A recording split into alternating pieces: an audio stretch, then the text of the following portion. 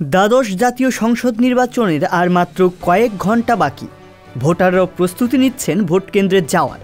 তবে যেসব ভোটার তার নির্বাচনী এলাকার বাইরে অবস্থান করছেন তাদের ভোট দেওয়ার জন্য রয়েছে আলাদা ব্যবস্থা। কোনো ভোটার যদি দেশের বাইরেও থাকেন তবে সে চাইলে ভোট প্রদান করতে পারবেন। নির্বাচনী এলাকার বাইরে থেকে ভোট দেওয়ার এই ব্যবস্থাকে বলা হয় পোস্টাল ব্যালট। শারীরিকভাবে সরাসরি ভোট কেন্দ্রে ভোট প্রদানে অসমর্থ ব্যক্তিরা তাদের ভোট পোস্টাল ব্যালটে দিতে পারবেন। নির্বাচনী দায়িত্বে নিয়োজিত ভোটার, প্রবাসী বাংলাদেশি ভোটার, সরকারি চাকুরিজীবী যিনি চাকরি সূত্রে নিজ এলাকার বাইরে বসবাস করেন ও কারাবন্দীরা পোস্টাল ব্যালটে ভোট দিতে আবেদন করতে পারেন। 1972-এর 27 অনুচ্ছেদ অনুযায়ী ভোটার প্রথমে তার নিজ এলাকা রিটার্নিং অফিসারের কাছে তফসিল ঘোষণার 15 দিনের মধ্যে আবেদন করবেন। উল্লিখিত আবেদন প্রাপ্তির পরপরই সংশ্লিষ্ট ওই ভোটারের কাছে একটি পোস্টাল ব্যালট পেপার এবং তার সঙ্গে একটি খাম পাঠাবেন। ভোটারের পূরণকৃত খামটি ডাক বিভাগের উপযুক্ত কর্মকর্তার দ্বারা সার্টিফিকেট অব পোস্টিংয়ের মাধ্যমে ডাকযোগে প্রেরণের প্রত্যয়ন সহ তারিখ উল্লেখ থাকবে। সার্টিফিকেট অব পোস্টিংয়ের মাধ্যমে পোস্টাল ব্যালট পেপার গ্রহণ এবং চিঠির ওপর এ সম্পর্কে রাবার স্ট্যাম্পের সিল ব্যবহার করতে হবে।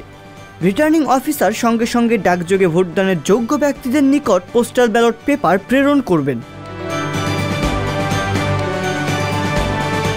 যে ব্যক্তি পোস্টাল ব্যালটে ভোট প্রদান করবেন তার নাম, সংশ্লিষ্ট নির্বাচনী এলাকার নাম এবং ভোটার তালিকায় বর্ণিত নম্বর ইস্যুকৃত ব্যালট পেপারের মুড়িপত্রে লিখবেন।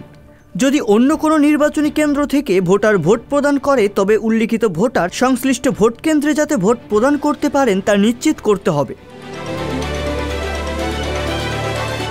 তবে যদি ভোটার দেশের বাইরে থাকেন তবে ভোট দেওয়ার পর পোস্টাল ব্যালট পেপারের সাথে থাকা ছোট খামের ভিতরে ব্যালট পেপারটি দিয়ে ভালো করে মুখ বন্ধ করে দিতে হবে। এছাড়া সাথে থাকা ঘোষণাপত্রে স্বাক্ষর সত্যায়ন করার মতো পরিচিত কারো সামনে তা সত্যায়ন করে এরপর ছোট খাম এবং ঘোষণাপত্র একসাথে বড় খামের ভিতরে দিয়ে ভালো করে মুখ বন্ধ করে সিল করে দিতে হবে।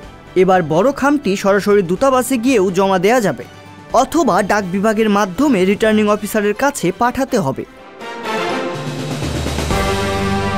রিয়াজুল ইসলাম, সংবাদ প্রকাশ।